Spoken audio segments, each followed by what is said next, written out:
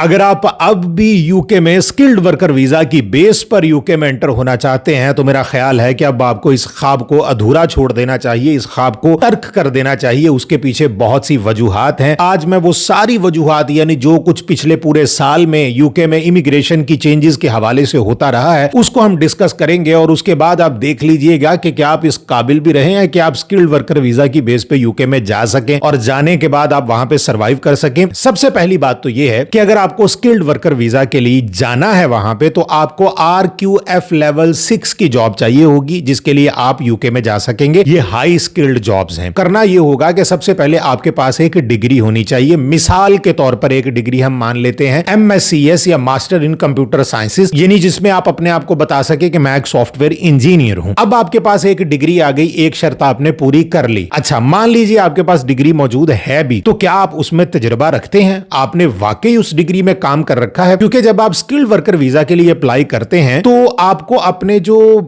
Experience letters हैं वो भी साथ लगाने होते हैं। उसमें मान लीजिए कि आप सॉफ्टवेयर इंजीनियर हैं तो इसका मतलब है कि आपने मुख्तलिफ सॉफ्टवेयर हाउसेज में काम किया होगा। इसका मतलब है आपके पास तजुर्बा इस वक्त मौजूद है। अब सबसे बड़ा सवाल यहां पे ये आएगा कि क्या आप एम्बेसी में इंटरव्यू देने के काबिल हैं? मिसाल के तौर पे RQF लेवल 6 के ऊपर अगर आपके डॉक्यूमेंट्स जमा होते हैं और डॉक्यूमेंट्स जमा होने के बाद आपका एम्प्लॉयर आपको कॉज लेटर दे भी देता है और उसके बाद एम्बेसी को यह लगता है, जब आप अपना पासपोर्ट लेकर जाएंगे, एम्बेसी को अगर यह लगता है कि यह बंदा डाउट है, इस बंदे के पास इतनी स्किल होगी या नहीं होगी, अगर उनको जरा बराबर भी डाउट हुआ तो वो आपको इंटरव्यू के लिए कॉल करेंगे। और इंटरव्यू क्या आप पास कर पाएंगे अगर आपके पास एक्सपीरियंस नहीं है? जेन्युइन एक्सपीरियंस अगर आपके पास सॉफ्टवेयर इंजीनियर का नहीं है तो क्या आप कर पाएंगे? अगर आप लॉयर हैं तो क्या आपके पास उसका तजुर्बा है? अगर आप इंजीनियर हैं तो क्या उसका तजुर्बा आपके पास है? आपने वाकई काम कर रखा है? अगर आप अकाउंटेंट हैं तो क्या आपके पास वाकई अकाउंटेंसी का नॉलेज है? आपने वाकई काम कर रखा है या नहीं है? ये सारी चीजें वो उस इंटरव्यू में आपसे खंगाल लेंगे और अगर उनको लगा कि आप इस काबिल नहीं हैं, ये जिस हाई स्किल्ड की जॉब के ऊपर आप यूके में जा रहे हैं, आप उसके साथ आपकी स्किल मैच नहीं कर रही, तो वो आपका वीजा कर देंगे रिजेक्ट। और इस सूरत में होगा क्या? होगा ये कि आमतौर पर होता यह है कि ऐसा नहीं होता कि पाकिस्तान से आपको वाकई कोई जॉब मिलती है हाई स्किल्ड जॉब। ये बहुत कम होता है। को 100 में से 10 केसेस ऐसे होंगे, 90 केसेस जो हैं वो वीजा खरीद कर ही जाते हैं। तो क्या होगा कि आपने स्किल्ड वर्कर वीजा जो है वो किसी एम्प्लॉयर से परचेज किया होगा। अब उसकी कीमत क्या होती है? उसकी कीमत होती है तकरीबन 20,000 पाउंड से लेके 30,000 पाउंड तक। तो हम 20,000 पाउंड ही मानकर चलते हैं। 20,000 पाउंड आपको पहले वहां पे जमा करवाने होते हैं। एम्प्लॉयर आपसे पहले लेता है और उसके बाद वो कहता है कि जब आपके पैसे पूरे मेरे पास आ जाएंगे तो मैं कॉज लेटर के लिए अप्लाई करूंगा। अब उसने आपसे पैसे सारे एक बार ले लिए और लेने के बाद उसने कॉज लेटर निकलवा दिया और निकलवाने के बाद यहां पे आप एम्बेसी में इंटरव्यू के लिए गए और इंटरव्यू में आप हो गए फेल। तो उस सूरत में होगा क्या? होगा ये भाई साहब कि वो जो एम्प्लॉयर है वो आपको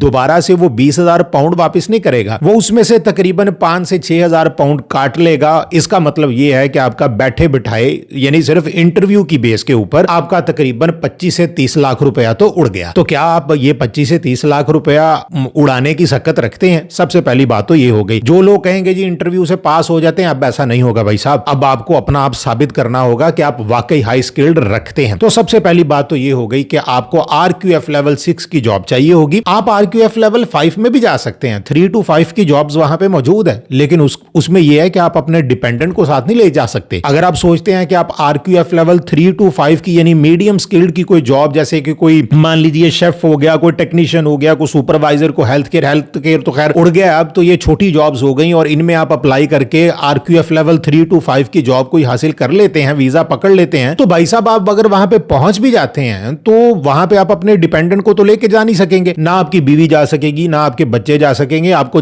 जब तक रहना है वहां पे आपको अकेले ही रहना है। तो इसलिए आपको अगर अपने डिपेंडेंट को भी साथ लेके जाना है तो फिर आपको RQF लेवल 6 की ही जॉब चाहिए होगी, जो हाई स्किल्ड जॉब है। आपको यह भी पता होगा कि ये जो अभी ताजा चेंजेस आई हैं इनमें एक बात ये भी थी कि स्किल सरचार्ज जो है, जो सरकार ने कंपनियों के ऊपर लगाया है, उसमें भी उन्होंने 32% इजाफा कर दिया। वो क्या होता था कि जब भी कोई कंपनी किसी गैर मुल्की को स्पॉन्सर करती है स्किल्ड वर्कर वीजा के लिए तो वो एक अमाउंट पे करती है हुकूमत को कि ये इस बंदे के एवज मैं आपको अमाउंट देता हूं। उसमें भी उन्होंने 32% इजाफा कर दिया है। इसका मतलब यह है कि अगर आपका इंटरव्यू यहां पाकिस्तान में, इंडिया में एम्बेसी से अगर रह जाता है तो वो जो मैं आपको बता रहा हूं कि आपका जो 4-5 हजार पाउंड कटेगा वो भाई साहब इससे ज्यादा कट सकता सकता है, इससे कम नहीं कट सकता, वो एम्प्लॉयर काटेगा ही काटेगा। वो कहेगा भाई मेरे अपने पैसे जो लगे हैं वो तो मैंने काटने हैं ना, तो आपको जो आपने 20,000 या 25,000 दिया होगा उसमें से 5,000 काट के, यानी को 30 लाख रुपया पाकिस्तानी रुपयों में काट के वो आपको वापस करेगा, तो आप तो कई रातें सो नहीं सकेंगे। अच्छा जी, ये आरक्यूएफ लेवल 6 तक की हद तक की आपको बात समझ आ गई होगी जो मैं आपको बताना चाह रहा हूं। उसके बाद आगे आ जाएं जी, आपको आरक्यूएफ लेवल 6 हो या आरक्यूएफ लेवल 3 to 5 हो, आपको इंग्लिश का जो लेवल चाहिए होगा वो होगा B2। मैंने एग्जांपल दी थी आइल्ट्स की, पहले भी एक वीडियो में मैंने एग्जांपल दी थी। आप इसके अलावा कोई और कोर्स भी कर सकते हैं, लेकिन आपका लेवल B2 ही रहना चाहिए। अब भाई साहब, आप पहले ये सोचें कि क्या आप हर मॉड्यूल में यानी स्पीकिंग, लिसनिंग, रीडिंग, राइटिंग में मिनिमम 5.5 ले सकते हैं? अगर आप 5.5 ले सकते हैं तो ही आप बात करें। अगर आपको लगता है कि मिनिमम 5.5 ईच मॉड्यूल में से तो मेरा नहीं आने वाला, तो फिर टिक कर बैठ जाएं, ये बात नहीं बनने वाली। उसकी वजह यह है कि B2 लेवल का आपको टेस्ट का पास करना होगा। वो टेस्ट पास करने के बाद आपके डॉक्यूमेंट्स जो हैं वो एम्प्लॉयर के पास जाते हैं। वो सारे डॉक्यूमेंट्स, उसमें एक्सपीरियंस लेटर, उसमें आपका जो टेस्ट है इंग्लिश का वो, उसका रिजल्ट, वो सारी चीजें कंपाइल करने के बाद वो होम ऑफिस को देते हैं और फिर आपका कॉज लेटर निकलता है। तो अगर आप ये इंग्लिश का टेस्ट पास नहीं कर सकते तो फिर भी आप नहीं जा सकते। पहले क्या होता था, पहले आरक्यूएफ लेवल 3 to 5 की जॉब्स थी और उनके लिए जो बैंड चाहिए होता वो तो 4 चाहिए होता था। ईच मॉड्यूल में से 4 बैंड चाहिए होता था, वो बड़ी आसानी के साथ आ भी जाता था और लोग लेते थे और चले जाते थे। अब आपको 5.5 ईच मॉड्यूल में से लेना होगा। अगर आप नहीं ले सकते तो भूल जाएं आप। उसके बाद मान लीजिए कि आपने सब कुछ ही पार कर लिया, आपने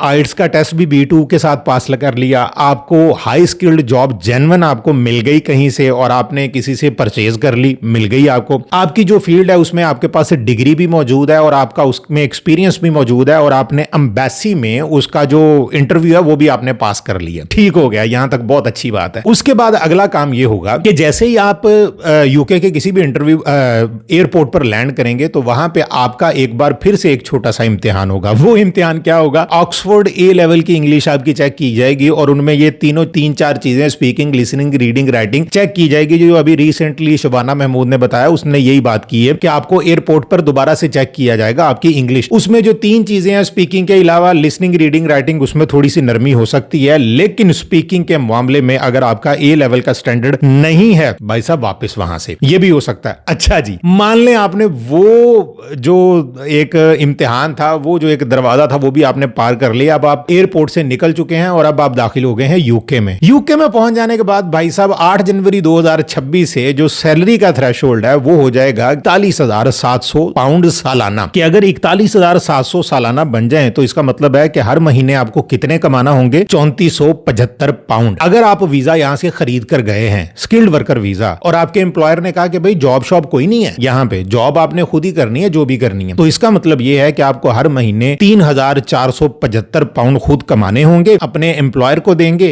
एम्प्लॉयर अपनी कंपनी अकाउंट से आपके अकाउंट में ट्रांसफर करेगा और ट्रांसफर करते वक्त वो जो एम्प्लॉय टैक्स है वो भी तकरीबन 20% निकालें तो 800 के करीब वो बन जाएगा। एम्प्लॉयर टैक्स चूंकि आप उसके पास काम नहीं करते तो वो कहेगा कि एम्प्लॉयर टैक्स भी तुम नहीं देना, यानी कुल मिला के आपका कोई 1,1100 कट के, यानी पहले आप कमाएं 3475 पाउंड जो है ना वो कमाएं, कमाने के बाद आप अपने एम्प्लॉयर को दें, एम्प्लॉयर को देने के बाद वो आपको 1,1100 पाउंड टैक्स की मद में काट कर, जो सरकार को जाना एम्प्लॉयर को नहीं जाना, वो काट कर आपको आपके पैसे वापस करेगा, जो बनेंगे 2200 पाउंड। लेकिन रुकें जरा, सब्र करें भाई साहब, 3475 पाउंड महीने का कमाएगा कौन? यूके में इस वक्त आमतौर पर जो लोग 2-2 जॉब्स करने के बाद पैसे कमाते हैं वो 2000 पाउंड क्रॉस नहीं करते। एक्सेप्शनल केसेस जो है उनको छोड़कर, उन एक्सेप्शंस की बात ना करें, लेकिन जो आमतौर पे एवरेज कमाती है वो 2000 ही कमाती है। आप 3475 पाउंड कैसे कमाएंगे? बिलफर्ज आप आरक्यूएफ लेवल 6 की जॉब पे चले गए, आपके डिपेंडेंट भी साथ चले गए, यानी आपकी वाइफ भी चली गई और आपके बच्चे भी चले गए, तो वाइफ तो संभालेगी बच्चे। तो भाई साहब आपको क्या करना है, आपको 3475 पाउंड हर महीने इकट्ठे करने हैं, उनमें से तकरीबन 1100 पाउंड आपका टैक्स भी जाया करेगा और आपने अपनी फैमिली का रेंट भी देना, उनका खाना पीना भी देखना, सब कुछ करना है। और इसके बावजूद अगर ये दिसंबर में डिसाइड हो जाए कि भाई साहब ये रूट जो है ILR का रूट है ये 5 से लेके 10 साल तक हो गया, सर आप तो 10 साल में इंसान ही नहीं रह गए, आप तो कोई और मखलूक बन जाएंगे टैक्स अदा करते करते। ये सारी बातें हैं। इसके बाद आप सोच लीजिए कि आपको स्किल्ड वर्कर वीजा के ऊपर यूके जाना है या कोई और मुल्क तलाश करना है। और यूके का आपको इतना ही शौक है तो भाई यूरोप के किसी मुल्क में चले जाएं, वहां पे आपको जब आप सेटल हो जाएंगे तो यूके का चक्कर लगाते रहिएगा। अगर काम करने का शौक है तो यूके में काम भी कर लीजिएगा। ये सारी बातें हैं, अगर आपको समझ में आ जाए तो बहुत अच्छी बात है, क्योंकि मुझे मैसेजेस ही इतने आ गए थे तो मैंने कहा चलिए जवाब दे देते हैं।